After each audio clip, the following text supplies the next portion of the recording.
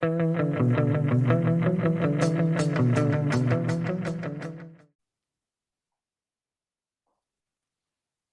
project people. Welcome to a new episode of the Project Chatter podcast. Remember to hit that subscribe button on your favorite podcast player and YouTube if you have or would like to see our friendly faces. I don't know if that's true, Dale, but someone's put that in my script here. Dale, how are you after the win for England? What win? What Saw? England? Is there something going on at the moment? I heard football was playing. I don't know. I don't watch it. I'm What type of Australian. football? American, Pretty association, rugby football? Which one? well. We call it soccer, don't we? Oh, We call it soccer. soccer. Oh, that Yeah, one. The one with the soccer. round Yeah, ball that they kick. Oh, and they yes. fall over for no reason. That one. Yeah. No, well done to England to getting through to the final. It's been amazing being in England, and you know, I think every country in the world is kind of like anyone but England. Everyone loves to hate England when it comes to sports. I know they But do. having lived here for such a long time, it's been nice to see, the English have something to celebrate in sports. So it's been great. Exactly. Yeah, well done. Well done. Pat yourself on the back. Have a beer. Look, let's get into it. I'd love to say hello to our guest today. We're joined by Debbie Seunarayan. How are you? I'm good, thank you. Suffering a little because of last night and being an England fan. But yeah, thank you for having me. You are a brave soul. And by the way, for anyone listening, I got that name right. I hope. Yeah, you did. Did I get First that name time. right? I did. Fantastic. Well, look, onwards and upwards in season 4. I might actually learn the English language. Now, let's get into it. So I really want to get into this subject because we've had a few guests on it, but they haven't really quantified it. And I really want to ask you straight off the bat, if we talk about VUCA, VUCA for those listening, what is it? Or what's your definition of it? And how do you see it applied to projects? Right. So VUCA, it's banded around loads. You hear loads of people talking about it in organizations flippantly quite often. But really what it's talking about is the fact that the strategic context that we operate in is volatile, uncertain, unpredictable, complex and ambiguous, and is really fast changing beneath our feet as we're trying to do anything, whether that be a project, sort out a strategy, develop a culture, all of those sorts of things. The big problem in lots of organizations is it's talked about, but it's not really thought about in terms of, okay, how do we do those things in a different way while this kind of strategic context is around us? And let's face it, the last 18 months is an extreme example of it, a really extreme example of it. So yeah, that's what it's all about, really, working in that really fast changing, I call it the post-truth fast show. That's how I kind of quantify VUCA. Yeah, that's it's really good. I mean, the last 18 months, you're completely right, Debbie. It's almost hard to think that there was a world that was normal before that, or even we benchmark the world before it as normal because everything has been turned on its head, and yet we're still delivering projects. There's so much going on. Yeah, we can still see some of the fabric that's going to be delivering us through this economy problem, through this health crisis, is actually these massive projects that are underway all around the world, right? It's not just down south or where you guys live. It's all over the place. They're really using them to, I guess, sustain people's sanity in a way. But how is VUCA affecting people's mental health? Does that play a role in that? Yeah, for sure. I think the more uncertainty that you've got around you, the more you can tend to try and control things, which actually can make it even harder to deal with the uncertainty. So sometimes your natural reaction to lots of uncertainty and unpredictability and volatility is to try and grab something that you can control, but actually there's less around you that you can control. And sometimes it's almost more helpful to surrender to it a little bit, or to think about some of the options within it. And so kind of in life, if you think about just life in general, we kind of operate on an autopilot, really, which helps us get through. We're efficient as human beings. We have a load of rules in our head, all of that kind of stuff. And when everything changes around us fast and in ways that we didn't predict, or in ways that we couldn't predict, because some of this stuff is unknown unknowns or even unknowable unknowns, all of a sudden those predetermined ways of operating, those kind of decisions don't work anymore. So as an individual human being, that happens. And then if you imagine an organization is a lot of individual human beings come together, so, that's amplified. And when they're in the throes of that, organizations find it quite hard to stop and think, because they feel like they've kind of got to keep paddling to make things happen and keep moving. And quite often it might be that they're going in completely the wrong direction. And, things have changed around them so much that maybe they need a pause and a moment to think. Yeah, no, they're good points. I mean, I think, I wonder as well around training and development and why VUCA. I mean, I seem to be comfortable with VUCA, and maybe it is a bit more mainstream now, but I remember even when we started the podcast, Al, that the VUCA, and there was another one, Dance, I think it was by Jack Dugard. Like Dougal. We had on. Yeah. Dougal, I don't think I've come something like across it is now. Dance. What's that one then? Well, Dance is Jack's take on VUCA, I think, Right. in my very minimal remembering or memory frame. But he had a book out, and it's a great book, actually. I'll gift it to you, Debbie. That's what I'll do. After the show, I'll get you a book. Shout out to Thank Jack. you. He's a good guy. And it was hard to see that. This is the challenge I think we have in project management, is that our texts and our institutes don't reflect reality. And when we train people for projects, we don't talk about it in sense of VUCA. We talk about it in sense of process. Yeah. And it's almost like a value chain in a production line. And it's always about end to end. And every project I've ever been on, there's never been a process end to end, ever. Yeah. Ever. And now, if anyone wants to debate me, please, LinkedIn. I love debating. So does Dale. So now we're getting a bit rough and tumble in season 4. We want to hear from you guys. If you think your project has an end-to-end process, get in touch with Debbie and me and Dale and Martin.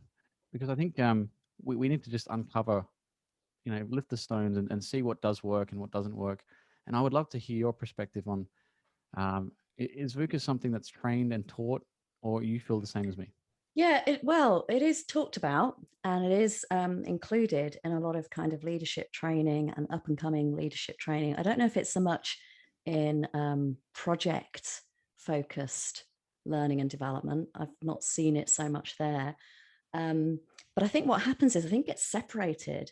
So if you think about it, a lot of leadership development and up and coming leaders development is focused on strategy and getting people comfortable with devising strategy, talking about strategy and implementing a strategy.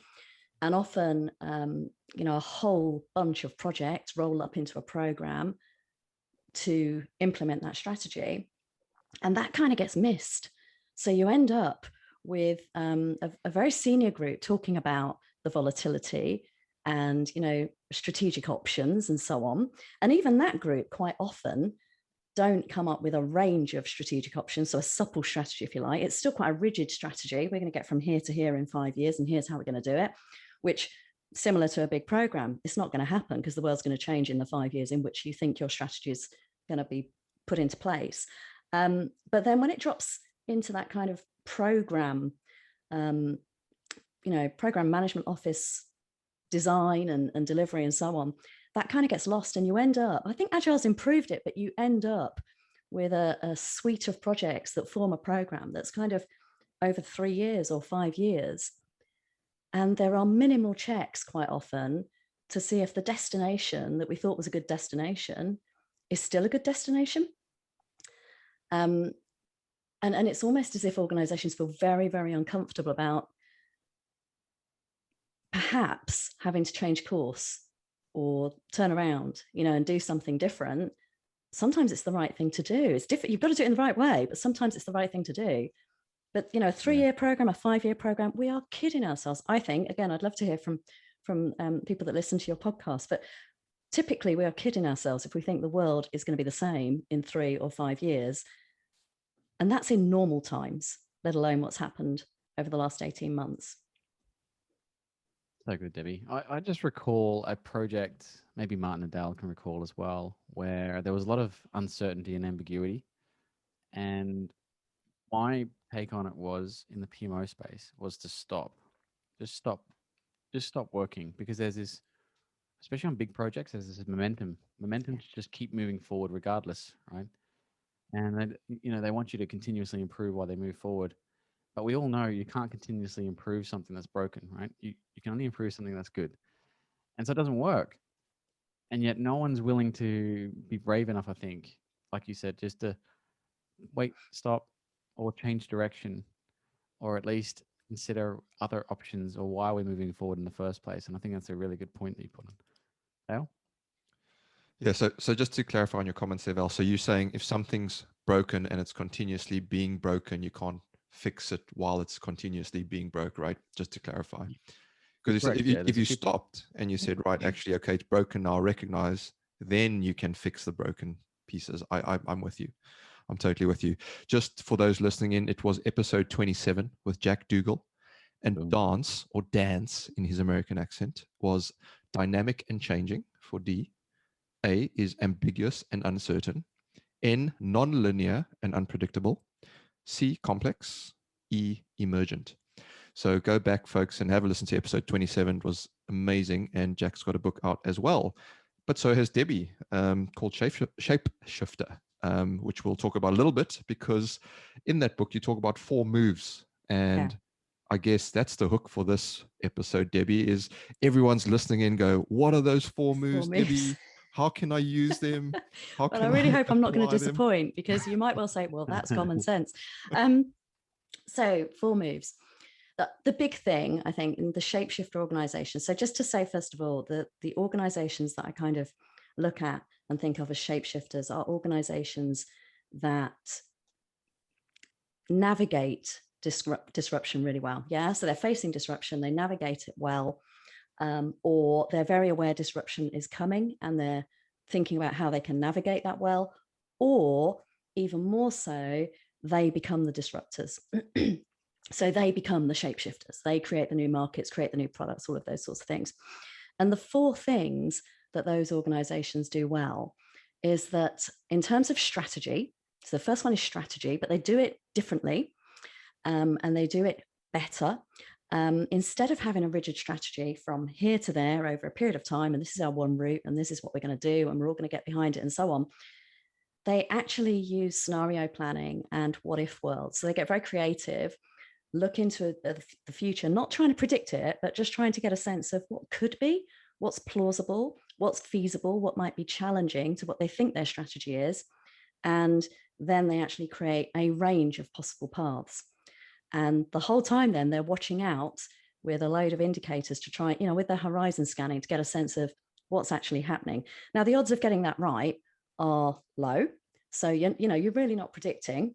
But the beauty of doing the exercise is that you have a whole range of options at your disposal. You're talking about it regularly and you're watching. So you get a sense of that VUCA or dance around you as it's happening a bit quicker. So that's the first thing they do. And they do it differently. They all do it uniquely. So it's not like a cookie cutter. They all do the same thing, but they all do that particular thing along those lines, but in their own particular unique way. The second thing they do is they create a really compelling culture. And the thing that's different here is that in each of these organizations that are really successful and create, a different market, different products and so on, is that they create a culture that completely transcends all of the subcultures in the organization. So they respect all of those subcultures, they celebrate them.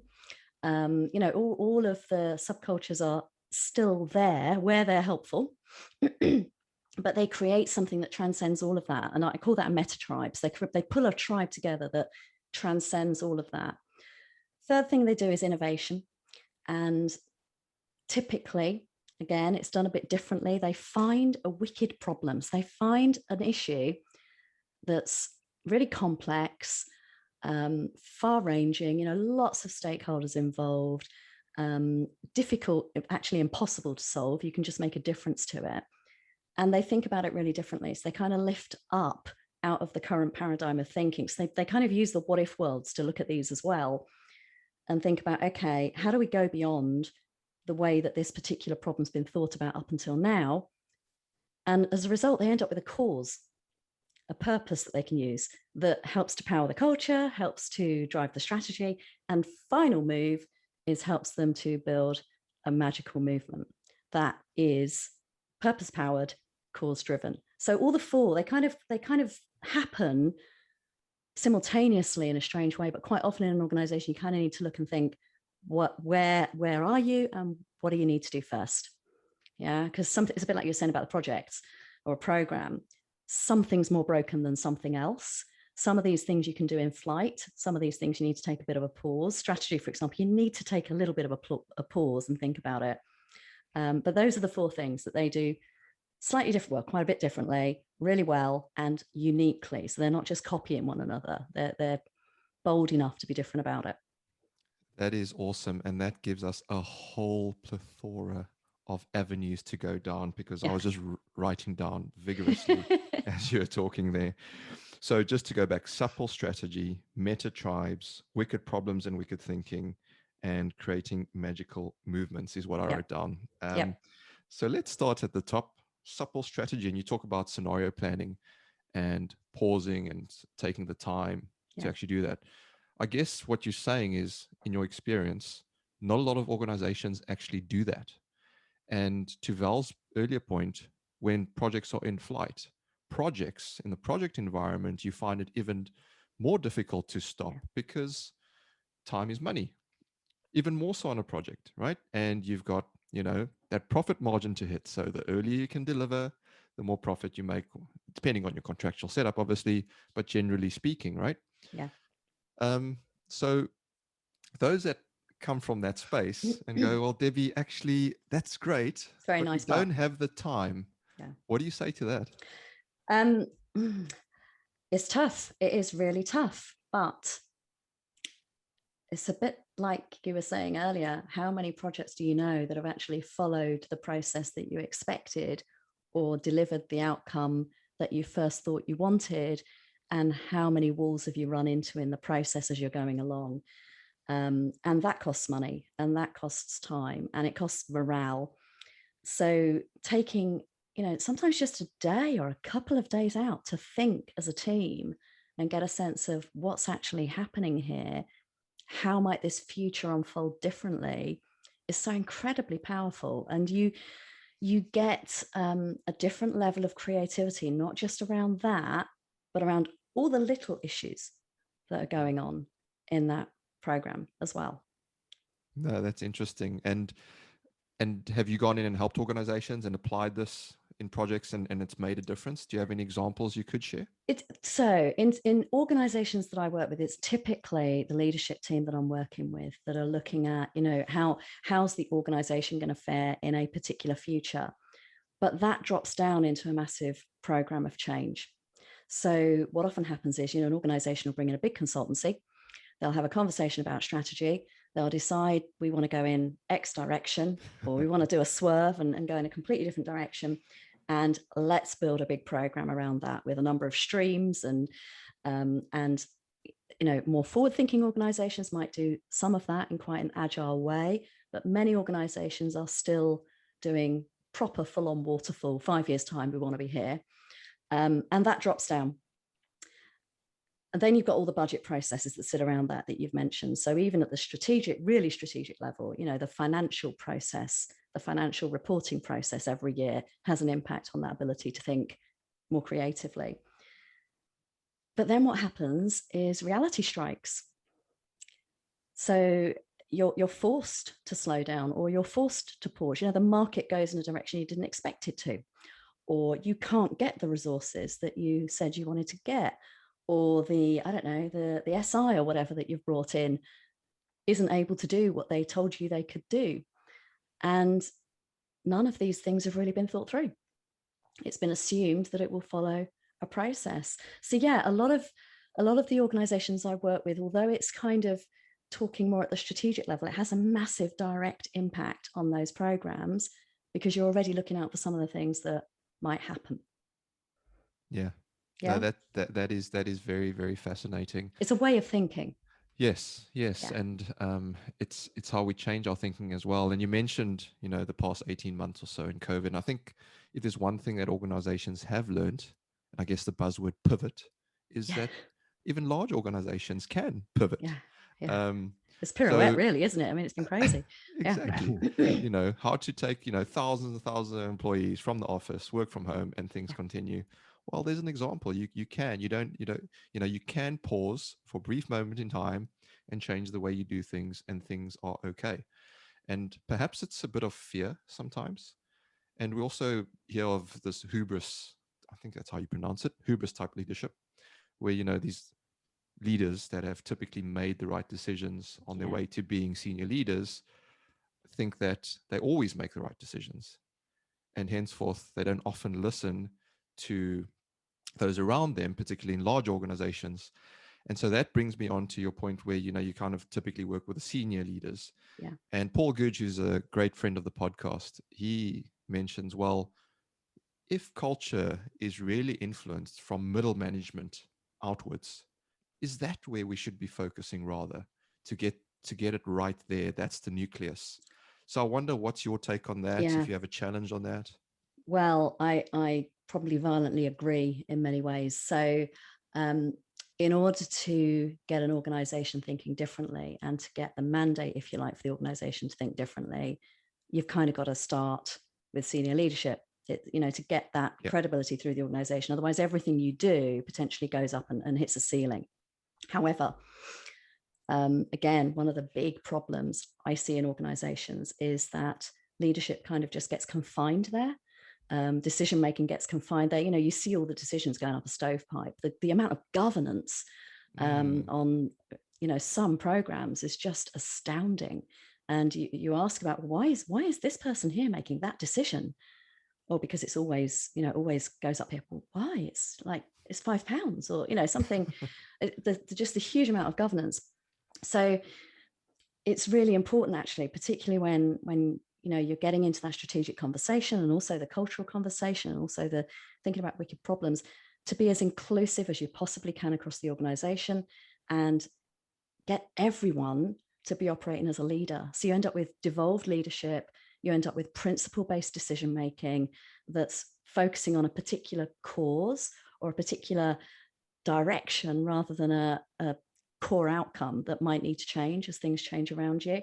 So I think I agree with what you're saying. You know, you need to get everybody in the organization thinking as a leader and taking their informal leadership and their informal influence and making a difference with that and giving that kind of autonomy.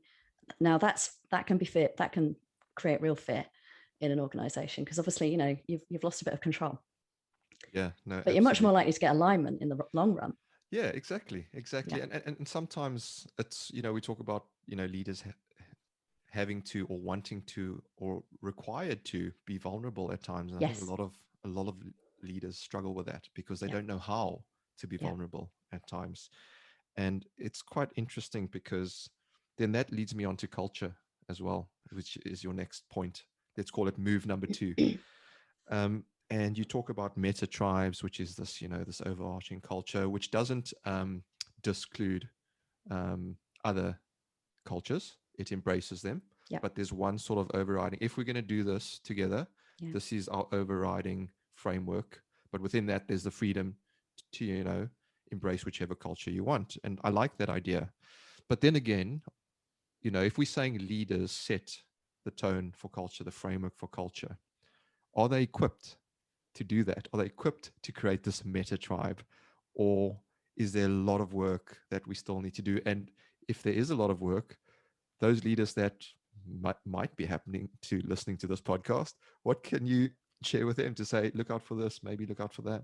Yeah, so it depends, I think, is the answer. Some leaders are far more willing and able, and a lot of this is about willingness to kind of engage in a different way than other leaders, and you'd expect that.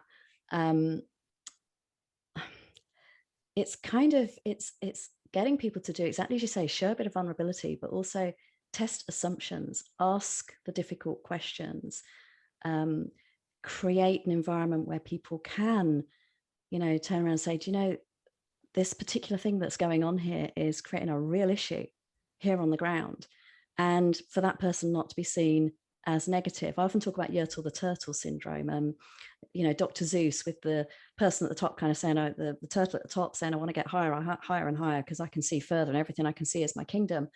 And poor little Mac at the bottom, who's the other turtle below all of these others, is basically being crushed because, you know, that there's no connection between the two. So things like, you know, having a really open and inclusive dialogue around prioritization, around principles, what's really, really important, around how decisions are made, who makes decisions, when they get made, and thinking about some of the capabilities that are really, really critical. So, you know, always looking to learn, being connected to really good information sources, being, you know, looking at creating value in everything that you do, looking to move information to insight. There are some core leadership skills and capabilities that you can develop, and you can focus on them quite individually. And I do talk about them actually in Shapeshifter and how you can focus on them. And there are some that are more when you're trying to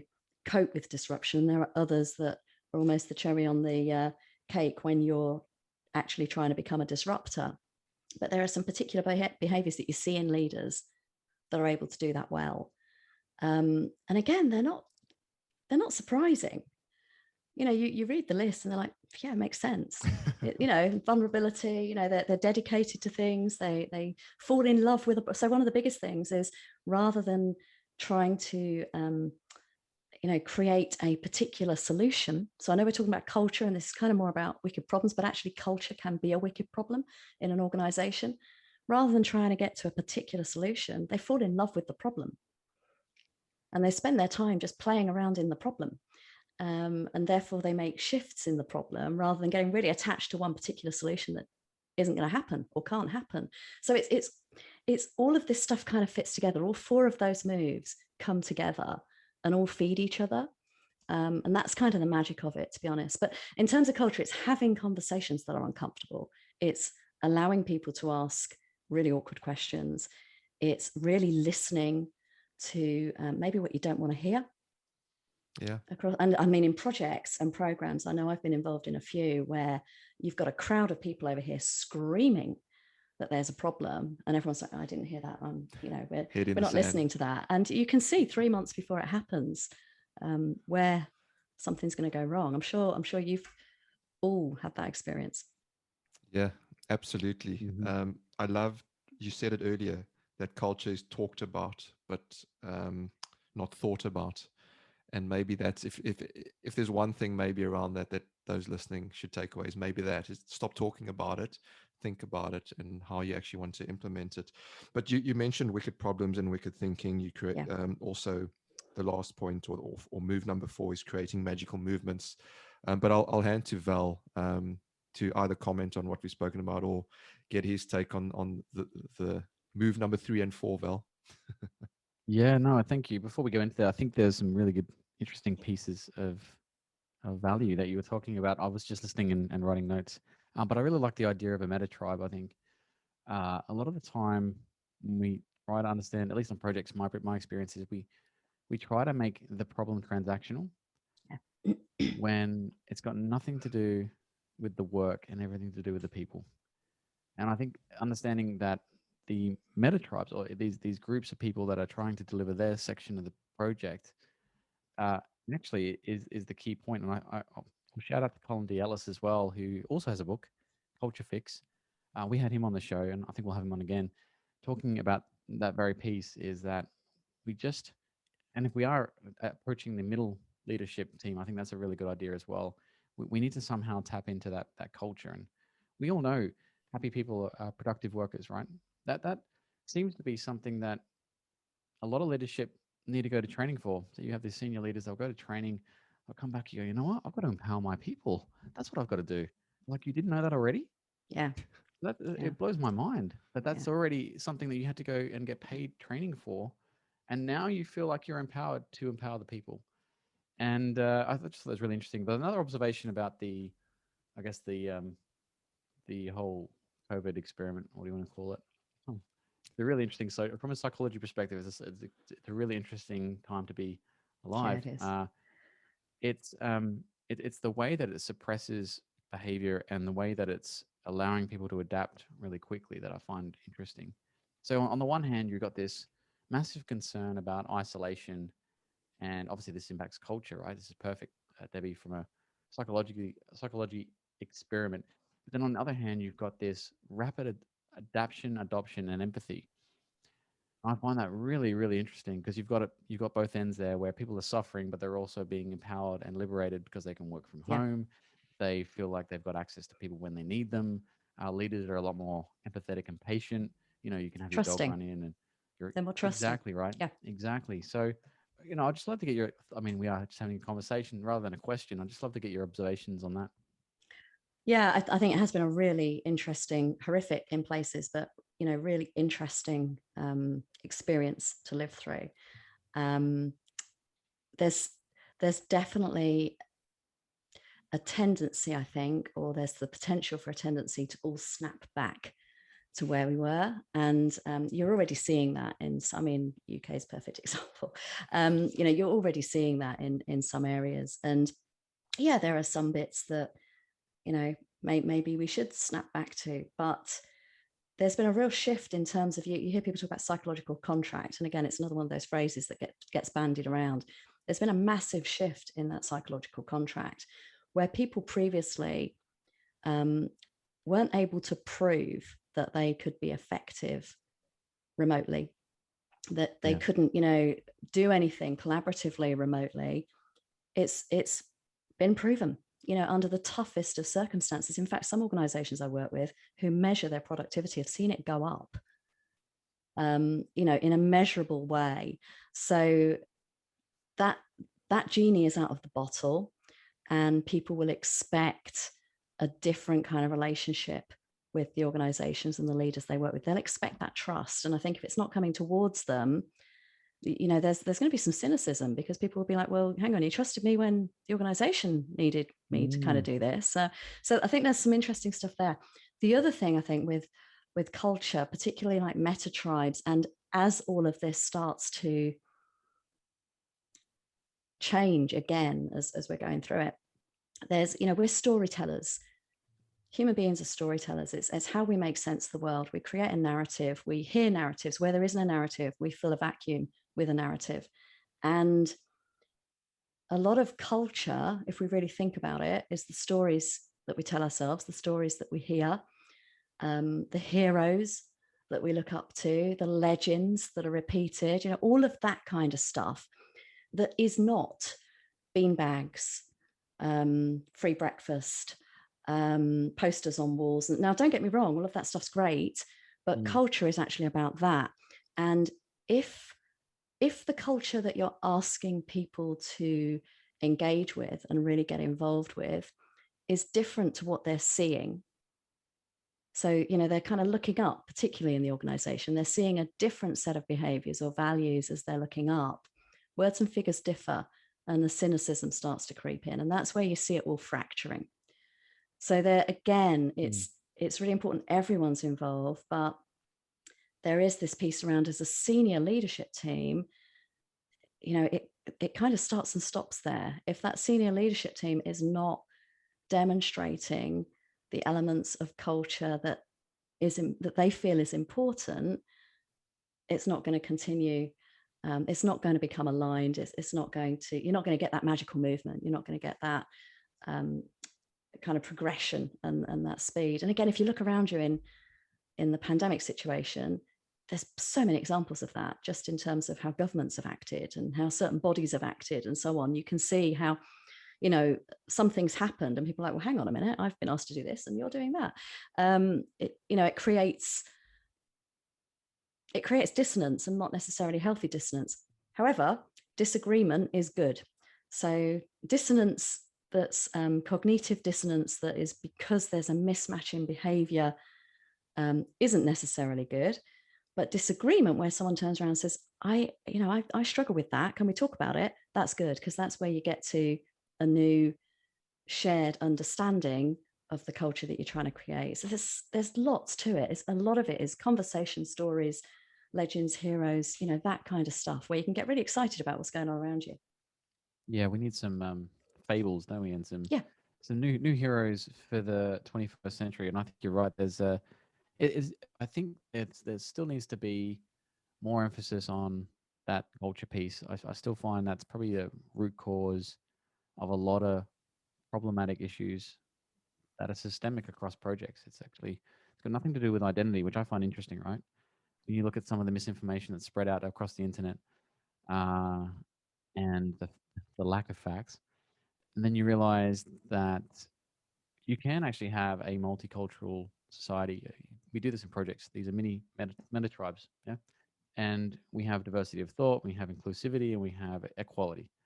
Projects do have some ranks, but generally most of the new projects are somewhat flattened. You can get access to most senior leadership now, and so I think there is some type of movement, which is great, but it certainly needs to be encouraged across all projects to make sure that you're not doing it just because it's a box that you need to tick. Yeah. Like, culture isn't a linear transactional arrangement. These are real people who have other lives other than work, who have value sets. And I think that, if there was layers to culture, the inside of culture would be trust, right? And it's like this. It's like slime. My daughters play with slime all the time, right? And it's very viscous. It's always shape shifting, as you said. Perfect idea for a book, right? And it's always moving and changing shape, and you've really got to manage it. There's a bit of trade-off, and there's a bit of sacrifice, and there's a bit of suffering. But if you can, then you can scale it. And I think it's a little bit like that, where I think that maybe project management traditionally hasn't really surfaced as a means to deliver that. So hopefully people get out there and buy your book, Debbie. One more question around this culture piece. Devolved leadership. What does that mean? So everybody in the organization is acting as a leader. They feel like they are a leader in the organization. So it's not hierarchical anymore. So going back to what you said just a moment ago about shapeshifting, yeah, in a culture, in all of it, to even keep up with the world as it changes, you want to be shapeshifting. Yeah, even if your culture remains static, it will become stagnant. So again, even with culture, people have an outcome they're looking for. So you want to be shapeshifting. And the most powerful way to do that in any of these areas is for everyone to be involved and feel like they have some influence and feel like they can create and make a difference and so on. So the more developed an organization gets in terms of the way that they apply these 4 moves, the less control you see, actually. So they go through 5 stages. So in the book, there's a maturity model. And like with any maturity model, there's kind of level 5 that's shapeshifting. Now, that's not appropriate for all organizations at whatever stage they're at. It might be way too big a jump. They might be at an earlier point in their evolution. But most organizations kind of get to that midpoint of being very structured, and they get stuck. They get really stuck there. And I think projects and programs are a perfect example of this. They get stuck in, we have to operate this way. A lot of the concepts around Agile are fabulous, but I talk to some organizations where it's almost become, you can't possibly operate, you can't play around with how Agile works. It doesn't evolve. It's either Agile or it's not. And it's, hang on, there must be things that you might want to play with in this particular environment that might work better. So, I'm always kind of challenging that. So many organizations get stuck in that structured phase, particularly big corporates or scale-ups when they're getting to that corporate stage, they kind of get stuck there. But the ones that are really shape-shifting have lost it. You said identity, and it's exactly that. They have identity, but they're willing to, almost like an individual, grow that identity and evolve that identity and become a different person. So become a different organization over time, which helps them to pivot, helps them to pirouette in this kind of situation. And that, the need for control, the need for hierarchy starts to drop away because everyone is there aligned around a particular cause, a particular purpose. And those are the principles around which they're operating and making decisions and so on, and has that level of autonomy gradually, safely, you know, within sensible kind of guide rails.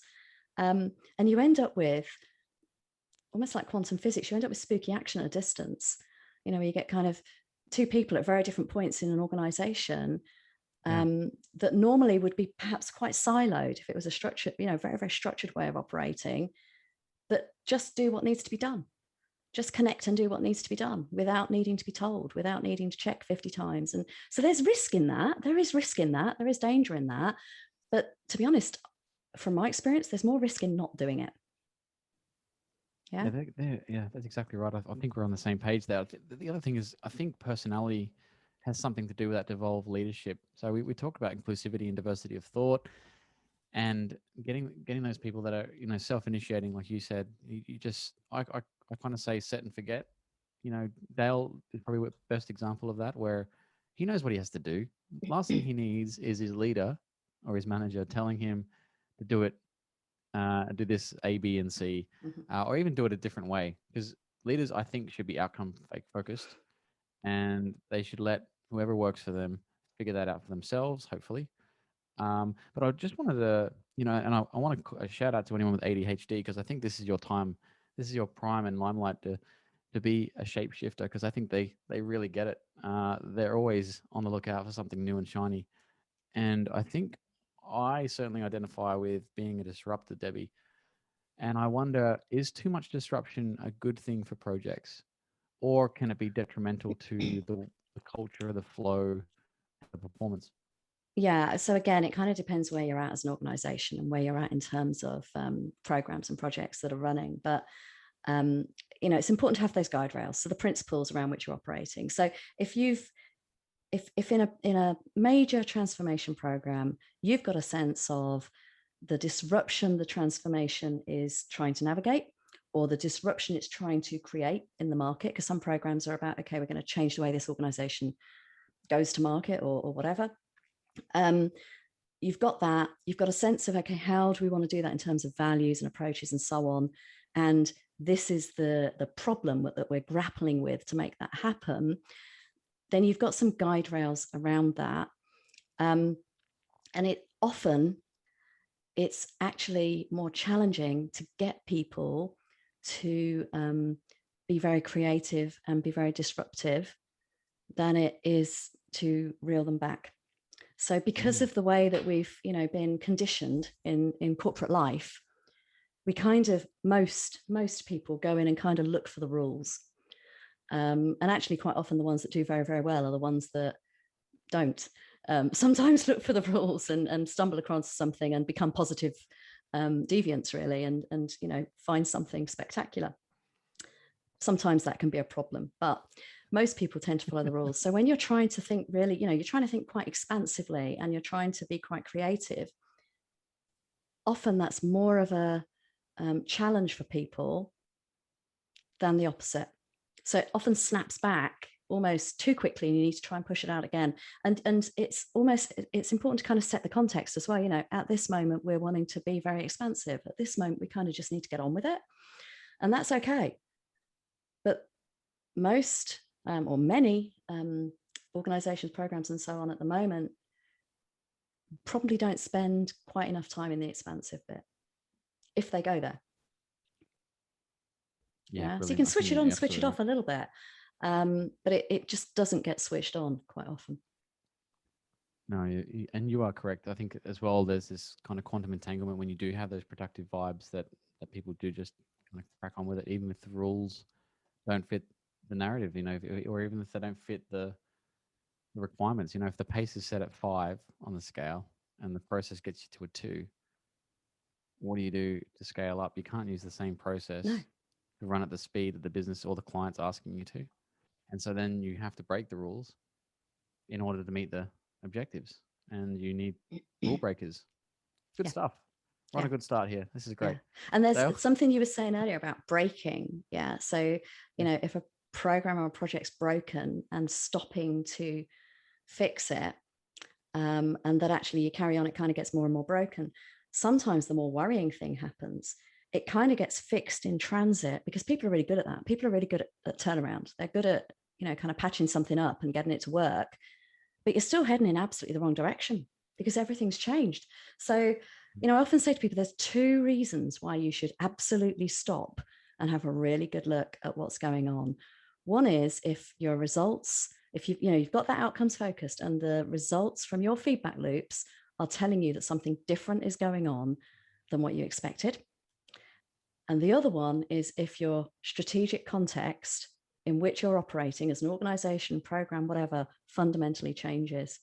So in essence, every single program and project over the last 18 months really ought to take a breather, have a really good look, because the world's changed around them completely.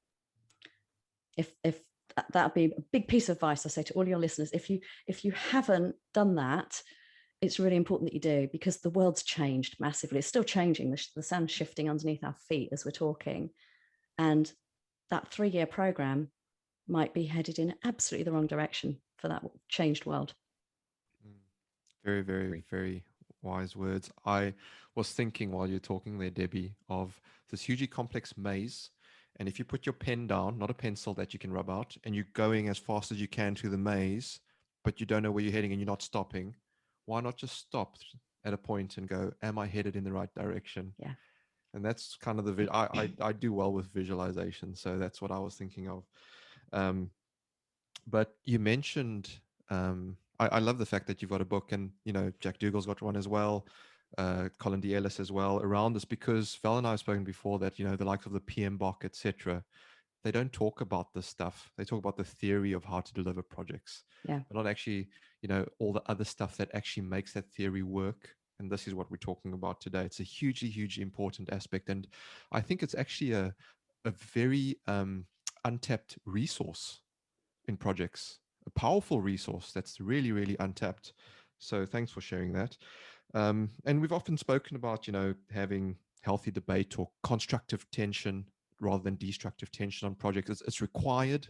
But again, if you have that sort of safe environment in which you can operate, that culture, then it's okay. But just to correct you, Val, you said, I know what I'm doing. I don't know what I'm doing. My tactic is I surround myself with people that know what they're doing, and it makes me look good. Answer. Good tactic. That is the answer. You pass. That was the test. You passed it. Well done. Thanks, Val. But also, you gave a shout out to people with ADHD. I think you are an example of someone that's used that element of yourself, of your character, to your advantage. As you said, you're comfortable with disruption and chaos. And, often people, I think we've said it before, when you get a label, right? People feel that label is sort of a weight on their shoulders, where actually, no, it's actually something you should turn into a weapon. And I think you've done that well. So kudos to you.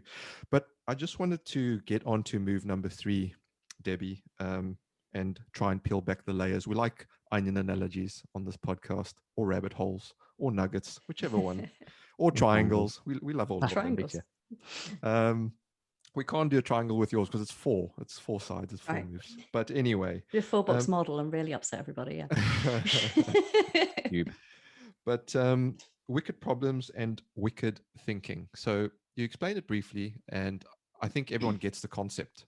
But if we try and get into a bit of the detail, I'd really love if you could share some of the tools, tips, and techniques around wicked thinking. So that's all well and good, Debbie. Let's go look for those wicked problems. Let's go find them. That's easy to identify. That one we can't solve. So let's tackle it. Okay, now I've got to think wickedly around it. How do I do that? Now, we've spoken to a range of guests last season around, change management. We spoke about Bono, etc. Are there any ones that are out there that, perhaps people haven't heard of, that aren't mainstream, or are the ones that people do know of really good, yet they're not applying them properly?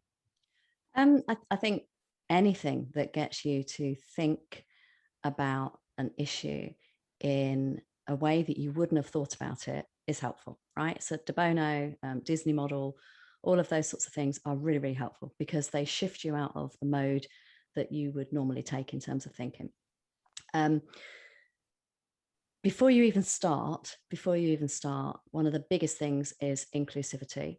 So making sure that you've got a real diversity of approaches and experiences and values even, and just levels of hierarchy, you know, complete diversity in the room when you are starting to try and think about a wicked problem. Coming at it from a place where you're not trying to solve it. So you're not getting stuck on a solution. You are just really diving into it. And then the things that I think can really help are looking at, you know, the history, look at the story of the problem. How's it come about? Look at, you know, all the stuff that you would sensibly look to do. You know, look at who are the main people that are involved, try and get different, try and understand each of those perspectives. So that's where the disagreement is good comes in. You actually want to hear from all of those different perspectives, looking for where you're getting surprising results, so possible positive deviance, looking for areas where you're seeing positive things happening where they perhaps shouldn't be, or they haven't previously, what's going on there. And then doing things like, you know, 5 why model, just asking the question, why? So you get below symptom, you start to get towards cause, particular things, and understanding that wicked problems, they come as a web, unfortunately. So if you're working on one wicked problem, it's going to be attached horizontally to lots of other wicked problems. And it's probably in a hierarchy of different wicked problems. So it's important to understand that. So things like systems thinking can be really useful, you know, even using systems diagrams to work out the positive loops, the negative loops, the delays that occur in some of those systems. Thinking about theories like complexity theory, complex adaptive systems, and how they work, you know, how different agents in their work, different individuals and organizations, do they have a role where they are delivering performance, where they're creating something, delivering something? Do they have an evaluation and governance role? Do they have a role where they are, you know, creating new hypotheses and testing those? And there's loads of tools, you know, around sort of design thinking, dialogue mapping, lots of things that you can use just to mix that up. And one of the things I use in wicked problems thinking is the what if worlds. So although that's kind of, you know, really important to strategy discussions and formulation, if you pick that tool up and use it in wicked problems and you say, okay, we think we understand this, which is always a very dangerous thing to say, but we think we understand this. And then you say, but if we put it in that potential future world, how does it change? Does it change? Is it still relevant? You know, does it suddenly not become a problem anymore? Are there new problems? You suddenly find that you've got a different perspective on it as well, and bringing people in that are maybe experts in very different things. So cross-sector, you know, you've got a wicked problem in aviation, go and talk to food manufacturing, go and talk to retail, go and talk to financial services, and because there'll be different problems, but they might be quite similar. It's a bit like if you've run lots of programs, they might be very, very different programs, but quite often you can spot issues quite quickly because you've kind of seen something like it before. It's not the same, but you've seen something. So it kind of hones you in. So, you know, looking for levers that you can leverage, you know, there's lots of things that you can do. And the most important thing is to think very differently to how you would normally think and how you've thought up until now, because what's created the problem, the thinking that's created the problem, very rarely is the thinking that shifts the problem in a positive way. Yeah. The one technique that I love is the Covey or Covey, however you like to pronounce his surname, Stephen Covey, third alternative, because it's simple and I'm a simple person. So if you've never heard of that, listeners, go out and just Google the third alternative, and it's a great way to think outside the box as well. I like the Bono as well because Val brought it in when we worked together, and we got the whole team around, and we were all sitting in the common area with these different colored hats on, you can have fun and we're with it, swapping them. Yeah. We're saying that we couldn't do it today in the COVID world because you can't share anything. But we were actually doing that, and people were like, what are you doing? You're just wearing these baseball caps with different colored hats on. Like, yeah, it works. It works because it's something physical you can attach to, and you actually get into that persona. But I think we've spoken about, we've mentioned it, people have heard a lot about, diversity of thought. And I think what you've just done is you've brought it to life, right? That's what it means, diversity of thought. So coming back to, what you said earlier, where it's talked about but not thought about. Yeah. This is where you do your thinking, ladies and gentlemen. Listen to us and implement it, and listen to Debbie and read her book. So you can't be creative without diversity of thought. yeah. You and even in your own mind, you struggle to be. I do some fiction writing, try to, and that really helps actually, because the kind of processes you go through there, you have to put yourself in. You're creating characters. You're creating, so you're almost having arguments with yourself in your head, and that's helpful. It can put you in a dark room, needing a lie down, but it's helpful to sit there and just really challenge your own way of thinking about things, or find people that think very differently to you, and just talk things through. It might be really uncomfortable, but it's really, really powerful. And you really get underneath some of the assumptions that are being made. Yeah. And the things that we're not even aware of. So again, in strategy, wicked problems as well, there are often a whole bunch of assumptions that are made that have to be true for a strategy to be successful. Similar with a program or a project, a whole bunch of assumptions that have to be there for it to be successful. And quite often when you actually have a really good look, they're not true, or they've changed, and those are the kind of conversations that are really, really important. Yeah, no, very, very well put. Val, I want to bring you back in for move number 4, unless you have any comments on move number 3 before we move on. So many movings. Yeah. I think look, I'd like to add to the list of techniques, and I think shout out to Simon White, and I think Gary Wong as well. Theory of constraints, where you're looking for that bottleneck, that limiting factor. But again, it is talking transactionally, and I think there's a crossover between transaction and culture. And I'm really enjoying this conversation. I think we're going to have you come on another time and go next level down and talk about these more in specifics, because I think people really do want to hear how they apply, how they learn, how they grow, how they become adaptive leaders. And I think this is a really good subject matter. So let's get into number 4, movements. Is that right? What kind of movements? We talk about moves, but we mean movements as in shifting people's mindsets, right? Yeah, hearts and minds. And it sounds really cliched. Yeah, let's create a movement.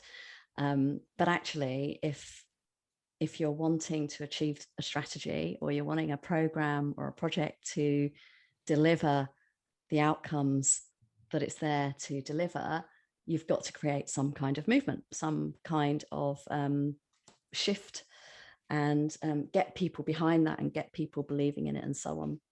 So, and this is where that kind of spooky action at a distance comes in. So it's really pulling everything together in such a way that it just ignites, and activity is kind of happening without you having to ask for it to do so. It's seek forgiveness rather than permission, because you have got those guide rails in, and it's got a momentum of its own. And it's different in different organizations. So again, people say sometimes, like, well, how do you create a movement? It's like, well, it completely depends on the organization, what it is you're trying to achieve, the kind of culture that you have, the issue that you're working with, where you start from. So, what's actually the state that you start from, really has an impact on what you might do to create that. But a lot of it, to your point earlier, Val, is culture. Huge amount of it. So the strategy and the wicked problem are really important, critical, and the cause is, if you've got a cause at the center of it, it's really, really important. But actually, it's about the stories, the legends, the heroes, and that creates a galvanized kind of sense of, we're on a journey together, and it's an important journey, and we're achieving something. And if you look around at organizations that do this well, you hear stories about how their culture is very, very different. A lot of them are in tech. Yeah. And you know, that's maybe because some of the innovative mind and so on. So, but if you look across some of those organizations, that's what they're doing. They've got heroes. They've got, you know, fascinating stories that they can tell about how they've come about and the steps they've taken and what they've learned along the way and how they keep learning, and the cause that is absolutely central to them. And it's a real cause. It's not just a veneer of a cause that's covering over, actually, we're here to make money. It's a cause that incidentally makes money. And that sounds very altruistic, but the ones that really do well, that's typically what's going on. Someone's absolutely fallen in love with something really, really important and powerful, and it's got the ability to bring people along with it. And the movement isn't just confined to people that work for the organization. So it goes beyond the organization's borders, and you know, people, they're fans. There's a big fandom. Clients, suppliers, everyone wants to be part of the story. They want to be close to it. It's, you know, it's almost like it's a celebrity. They want to be there. Yeah, 100%. I think well, actually, why don't I'll play devil's advocate again, maybe third perspective, because there is three of us here, but you know, taking another step of this movement is, so we talked about diversity of thought, we talked about inclusivity and equality and how that's important for culture, but also how you stem ideas and without going straight into solution mode, that's how you kind of drive probably projects in the right direction, let's say. Is there ever a case where movements can be part of the problem? And I'm obviously thinking wider than projects here, but it almost becomes sectarian in its way, like separatist in its movement. It diverges from its own intent and it gets carried away with itself, a bit like mob mentality, right? Yeah. I've seen some crazy things happen on projects, like, and it's definitely around tools, Debbie. Like, let's say for some reason, someone's just dead set on a particular software that has to be rolled out and gets a lot of momentum behind it, and you can't stop it. Now, software is one option, but there's obviously lots of different examples of that. What do we do about that when movements go the wrong way? How do we stop them? Yeah. So this comes back to, to stop can be challenging because you've got a momentum going, right? And we can all think of movements outside of corporate that have really got out of hand and created some, you know, horrible outcomes. So yes, it does have the potential for that, and it does have the potential for, you know, the hero at the top becoming almost deity, and you know, all of the stuff that goes with that. So the two things I mentioned earlier in terms of, you know, is something delivering the outcomes that you wanted, and has the fundamental structure of the strategic environment around you changed, are good checks. But actually, the other moves are really important here, and leadership is really important here. So if you've got a movement that is just kind of it's taken off and it's gone off in its own direction, you could get very, very lucky. It could be the right thing. It could be you know, doing exactly the things that will create positive outcomes over a period of time, and get lucky in terms of whichever future arrives. I sound like some kind of dystopian movie maker now, but you know, but if you haven't done that strategic thinking up front and thought around, okay, what are these potential futures? What are our options? What is it we want to achieve? And what's the cause we want to be working with? And what's the difference we want to make to this cause? You are much more likely to have a movement go off the rails, go in the wrong direction, or get taken over by something very unhelpful. Or unchangeable or rigid or so on. And that's why it's so important that at that strategic level, in a program or in an organization, there are loops. There are constant loops around to say, okay, what are we noticing horizon scanning? What are we noticing in terms of our outcomes? What's changing? What are we seeing in terms of the futures that are coming about? And what are we seeing in our culture? Is it healthy? And again, you can, so even recently in the press, there have been, without naming names, but, you know, there's recently been one, a beer company, hasn't there, that's, you know, been accused of having quite an interesting culture and so on. And you can, I mean, no one knows the truth. I've not worked in that company or with that company. And there are many other examples similar.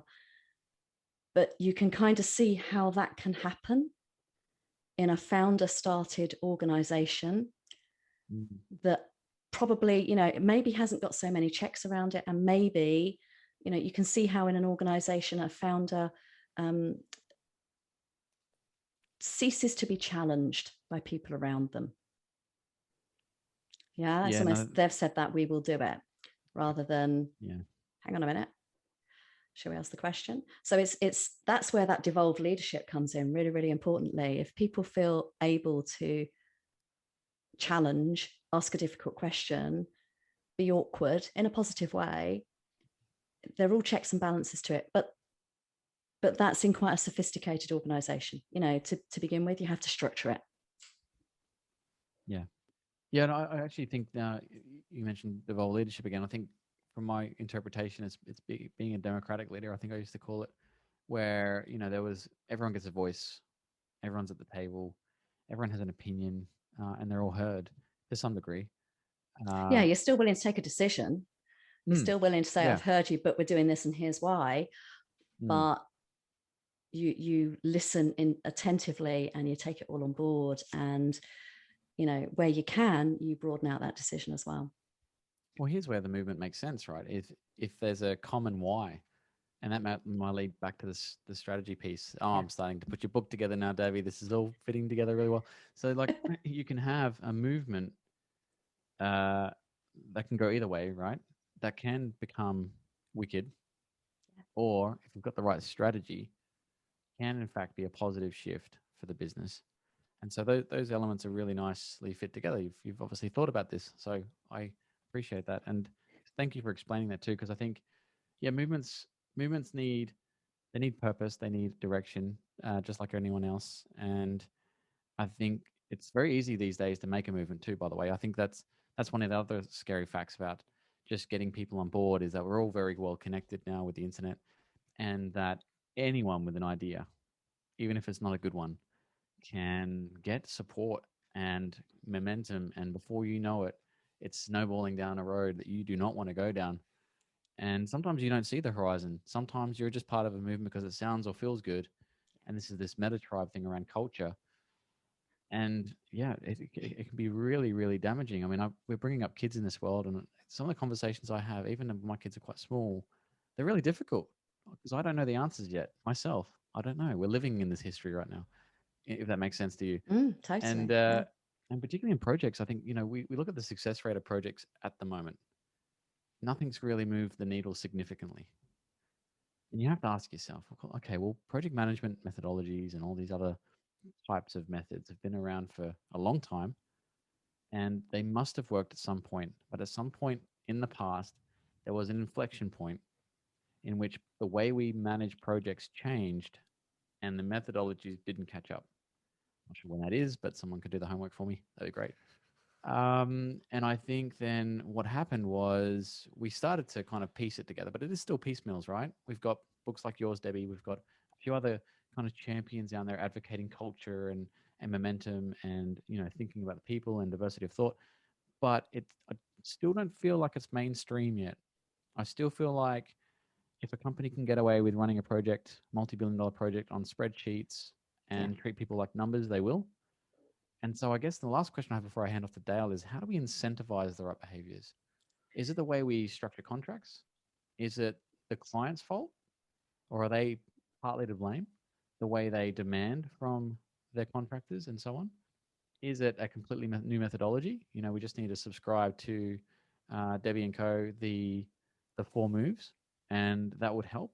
You know, that just mandate that on as many projects as possible. I'd love to hear your points on that. Yeah, so I think the first caveat I would say is this is not written sort of focused on projects and programs, right?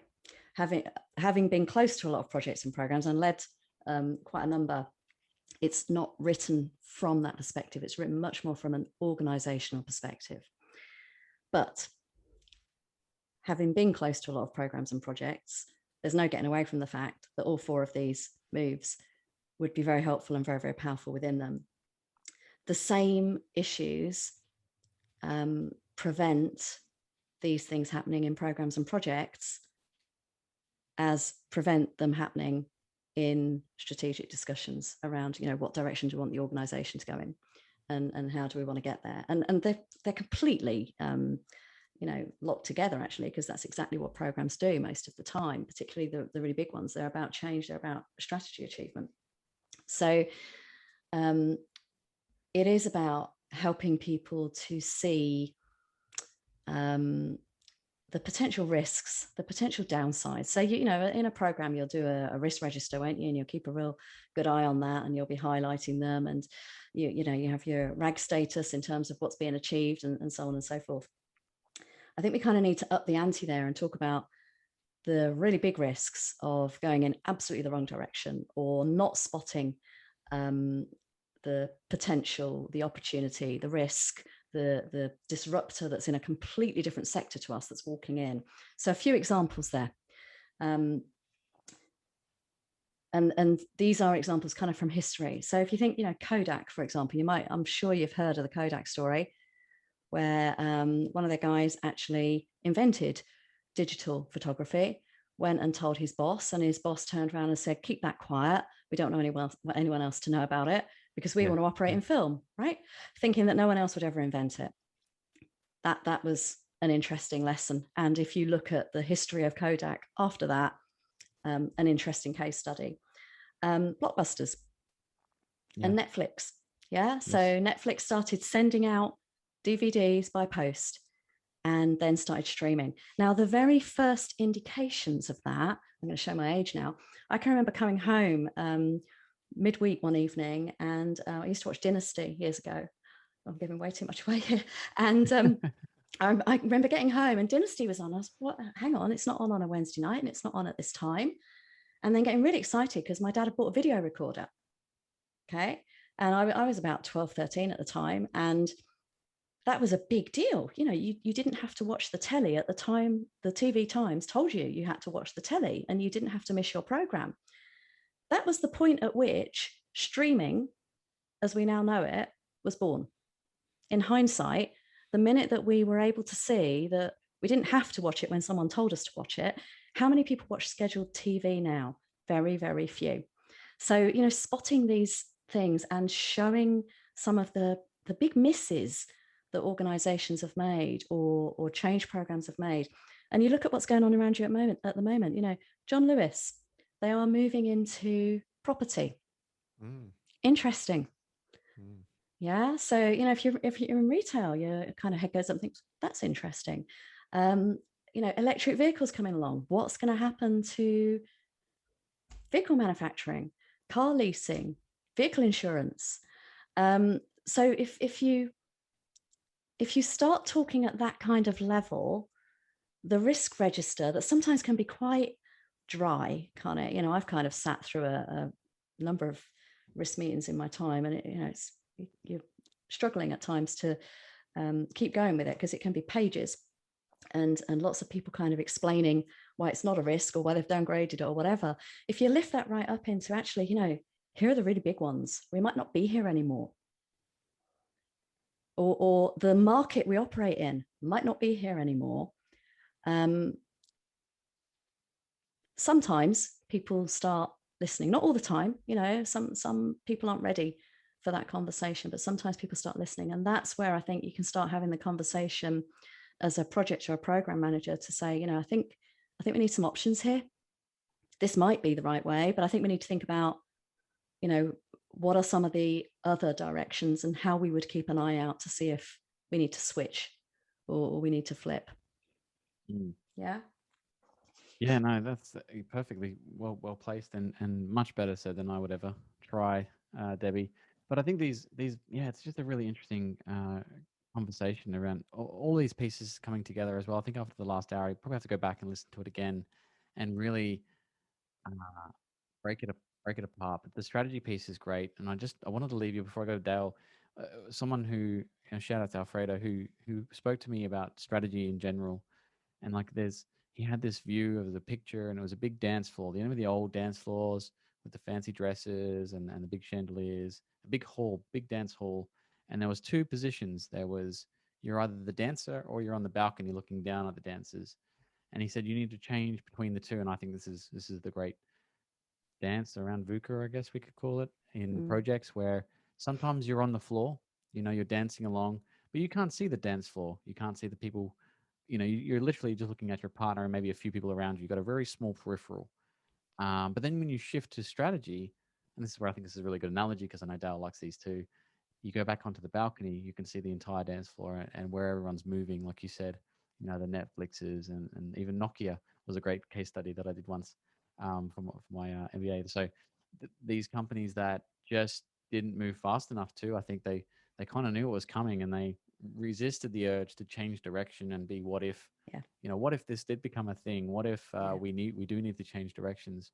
And experiment. You can run little experiments on the side. You don't have to shift everything. That's the other thing. People think we've got to shift everything. No, just run a little experiment on the side and see what happens with it. Yeah, it's frustrating when everyone decides that they want to do this big bang approach and you're like, why? That is the most riskiest thing you could do. But if you can see it, back to strategy, if you see it further enough, if you've got enough kind of visibility into the future, prediction, you go, well, if we start now small, in 5, 10, there's this compounding return of value, maybe we will be in the right position. But if you don't start now, you're in big trouble. And I think what's challenging a lot of, at least my clients, as well as a lot of people in the world, is that ability to see what the future looks like now is a little bit impeded by the fact that every day is new and different. And we are struggling with that forecast ability. In some ways, it's a horrible situation, but in some ways, the way that it's affected our psyche and that can be quite helpful because we kid ourselves. We can predict the future. We can't. So the things we think are going to happen, if you're actually really honest with yourself, quite often they don't, or they happen in a slightly different way. But we really do kid ourselves. And that's the danger of having that really rigid strategy or that really, really rigid approach. So in some ways, what's going on kind of makes us realize that actually we can't predict. We can have some ideas about what might be going on. I'm just going to say, if your listeners want to hear, if they're interested in horizon scanning and seeing things that are going on in different sectors, I run a podcast called the What If Tribe. So What If Tribe, it's on Apple and Spotify and all of that. And that's what we do. I talk to people in different sectors and they're talking about what's coming, what's coming over the horizon in terms of their tech or their sector. So, we look at future of money, crypto, medicine, whatever. So that might be interesting if people are trying to get that kind of holistic horizon scanning view. Awesome. Absolutely. Yeah. Check out What If Tribe with Debbie. Dale, over to you. Thanks, Val. Debbie, if you look close enough at that dance floor when you're standing up from the audience, you'll see Val standing in line to get the chip in the back of his head from Elon Musk as well. Brilliant. So he loves. You're an early stuff. adopter, Val. I am indeed. I am self-confessed. Absolutely. But no, I love just listening in to the conversations. It's amazing. But Debbie, this does bring us to a very special part of the podcast. It's called Defend the Indefensible. Oh, crikey. Okay. And this is where Mr. Martin Carriston enters stage left to take you through your paces. So Martin, over to you. Thanks, Dale. Thanks, Debbie. It was a really interesting podcast. So you touched on Dale and Val's favorite subjects there: disruption, innovation, and even a clever analogy. So very, very enjoyable. No triangles, though, unfortunately, but yeah, still time. Don't be scared. Okay. So yeah, as Dale mentioned, this is our guest feature called Defend the Indefensible. It's where we invite our guests to defend a ridiculous statement for 30 seconds. It's inspired by some of the ridiculous statements we've all heard over our careers. So if you're willing and keen, let's make a start. And I've got to defend it, not fight it. Okay. Defend 30 seconds up to. So Debbie, your statement to defend is: we've always been in a VUCA world, and sticking to an autocratic, rigid structure has served us well. Defend. Because we're still here, and because my pension is completely defined benefits, and therefore whatever I do right now, whatever goes wrong, isn't going to affect my pension whatsoever. And actually, I don't want the disruption or the challenge of having to lead an organization or a program or a project through what's probably going to be quite difficult times and awkward conversations, and maybe me having to take actions and show some vulnerabilities and show areas maybe that I haven't developed yet. Oh, and that brings me on to I'd actually have to learn something. So yeah, I think we should stay exactly as we are. We will, end up being absolutely fine. We'll be bought by somebody else, and they'll buy our technology, and they might, some of our people might get TUPI'd across, and they can have the difficult work of doing the change and creating the future, because I quite like the present. Brilliant. Thanks a lot for that. I'm not sure that was defending it. I think it was probably being quite cynical. And the stress coming out there. Thanks a lot.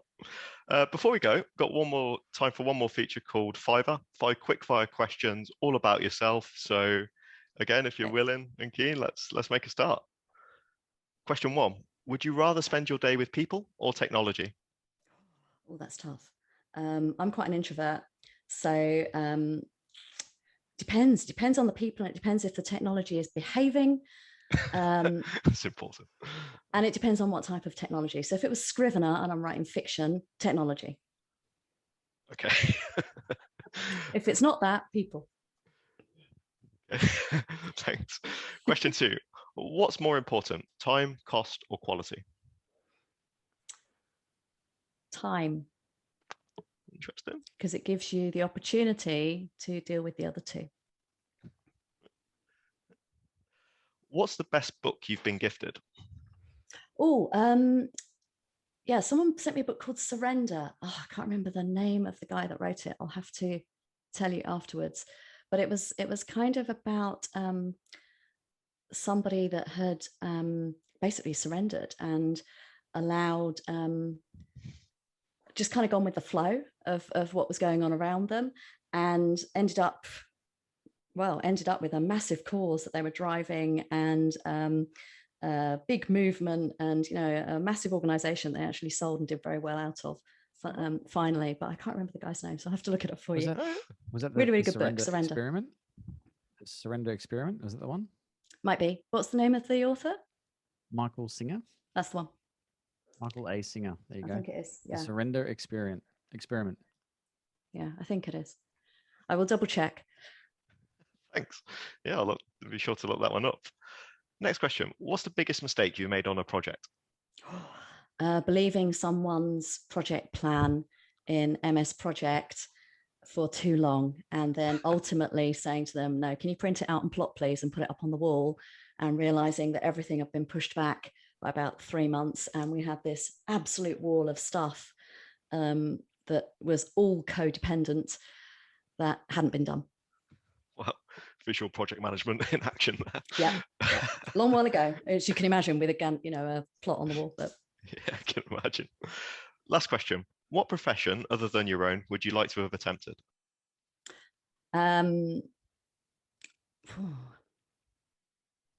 So when I was at school, I wanted to be a nuclear physicist. Oh. I mean, I was utterly incapable of doing that. Author, if not, just fiction author. Yeah. Oh, very good. Yeah. Brilliant. Thanks a lot for that. Back to you, Dale. It's fun. Thank you, Martin. Thank you, Debbie. That was really interesting. So you mentioned you've got a podcast. You've got 2 podcasts.